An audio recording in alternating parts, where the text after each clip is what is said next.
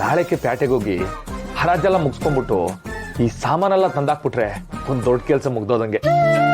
ಮಾವ ಪಾಪ ನಿಶ್ಚಿತಾರ್ಥನೆಲ್ಲ ಅವರೇ ಮಾಡ್ತೀನಿ ಅಂತ ಹೇಳ್ತವ್ರೆ. ಆದ್ರೂ ನನ್ ಕೈಲಾಗಿದ್ ನಾನು ಮಾಡ್ಲೇಬೇಕಲ್ವಾ ಅಣ್ಣ. ಅವರು ಗಂಡಿನ ಮನೆಯಾಗೆ ನಿಶ್ಚಿತಾರ್ಥ ಮಾಡ್ತವ್ರೆ. ಶಾಸ್ತ್ರದ ಪ್ರಕಾರ ಹೆಣ್ಣಿನ ಮನೆಯಾಗ ತಾನೇ ಆಗ್ಬೇಕು. ಮೂಕಲ ಹಂಗಂತ ಮಾವನಿಗೆ ಎದುರಾಡಕೈತದ ಬಿಡು, ಏನೊಂದ್ ಮಾಡಿ ನೋಡಮ್ಮ. ಆ ಪಾಪಿ ಪರ್ಶು ಜೊತೆ ನಮ್ಮ ರತ್ನವನ್ನ ಮದ್ವೆ ಅಂದಾಗ್ಲೇ ನನ್ನ ಮನ್ಸು ಒಡೆದು ಚೂರಾಗೋಯ್ತು. ಇವಾಗ ಶಿವಣ್ಣನೂ ಮುಂದುವರೆದವನೇ. ನಾನು ಏನು ಮಾಡೋಣ? ಅವನೆಂಥ ನರಹಂತಕ ಅಂತ ಗೊತ್ತಿದ್ರು ಈ ಮದುವೆ ನಡೆಯಕ್ಕೆ ಹೆಂಗ್ ಬಿಡೋಣ ನಾನು? ಅಣ್ಣ, ನಮ್ಮ ರತ್ನವನ್ ಇಷ್ಟದ ಪ್ರಕಾರನೇ ಪರ್ಸು ಜೊತೆ ಮದ್ವೆ ಆಯ್ತೈತೆ. ನನಗೆ ಗೊತ್ತಿರೋ ವಿಷಯದ ಪ್ರಕಾರ ಈ ಹೊಸದಾಗಿ ಮದ್ವೆ ಫಿಕ್ಸ್ ಆಗಿರೋ ಹುಡುಗ ಹುಡುಗಿನೂ ಜೊತೆಗೆ ಆಚೆ ಓಡಾಡ್ಬೇಕು, ಸಿನಿಮಾ ನೋಡ್ಬೇಕು ಅಂತ ಎಲ್ಲ ಆಸೆ ಇರ್ತದೆ. ಅದೇ ತರನು ಇವರಿಬ್ಬರಿಗೂ ಆಸೆ ಇರ್ತದಲ್ಲ.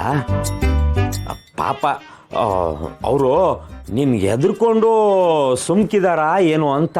ಅಲ್ಲ ನಿನ್ನ ದಿಟಕಲ್ಲ ನೀನ್ ಹೇಳಿದ್ದು.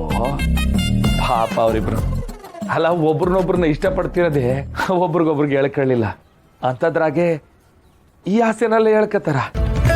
ಅದಕ್ಕೆ ಇವರಿಬ್ರು ಸೇರಂಗೆ ಸಿನಿಮಾ ಗಿನಿಮಾ ಅಂತ ಏನಾದ್ರೂ ಏರ್ಪಾಡು ಮಾಡಮ್ಮ. ಪಿಕ್ಚರ್ನಾಗೆ ಈ ಗಿಫ್ಟ್ ಕೊಡೋದು, ಆಮೇಲೆ ಅಲ್ಲೇ ಈ ಪರ್ಪೀಸ ಮಾಡೋದು.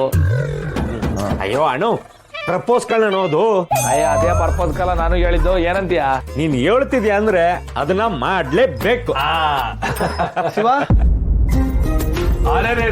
ನೆನೆದವ್ರ ಮನದಲ್ಲಿ ನನ್ಗೆ ಪರ್ಸು ಹೇಳ್ ಕಳ್ಸಿದ್ರೆ ನಾನೇ ಬರ್ತಿದ್ನಲ್ಲ. ಅಯ್ಯೋ ಶಿವ, ಹೇಳ್ ಕಳ್ಸುವಷ್ಟು ದೊಡ್ಡವ್ ನನ್ನಲ್ಲ ಕಣಪ್ಪ.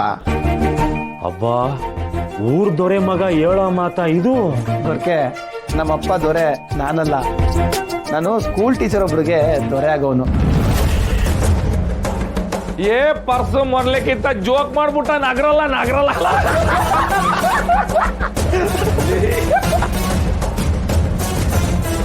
ಈ ಅಲ್ಕ ನನ್ನ ಮಗ ಒಬ್ಬ ಉಳ್ಕೊಬಿಟ್ಟವನಲ್ಲ, ಏನು ಮಾಡೋಣ ಇವಾಗ? ಏನಾನ ನನ್ನ ಬಗ್ಗೆ ಹಾಕೊಟ್ಬಿಟ್ರೆ ನನ್ನ ನೆಮ್ಮದಿನೇ ಕೊಚ್ಕೊಂಡು ಹೊಂಟೈತದೆ. ಶಿವ, ಅದೇನಿಲ್ಲ, ದೇವಸ್ಥಾನಕ್ಕೆ ಹೋಗಿದ್ದೆ, ಪ್ರಸಾದ ಇತ್ತು, ಕೊಟ್ಬಿಟ್ಟು ಹೋಗುಮ ಅಂತ ಬಂದೆ. ತಗ. ಪರ್ಸು ದೇವಿ ಪುತ್ರ ನಾನೇ ಆಗಿರ್ಬೋದಕ್ಕಲ್ಲ, ಆದ್ರೆ ದೇವಿ ಭಕ್ತ ನೀನೇ ನೋಡು.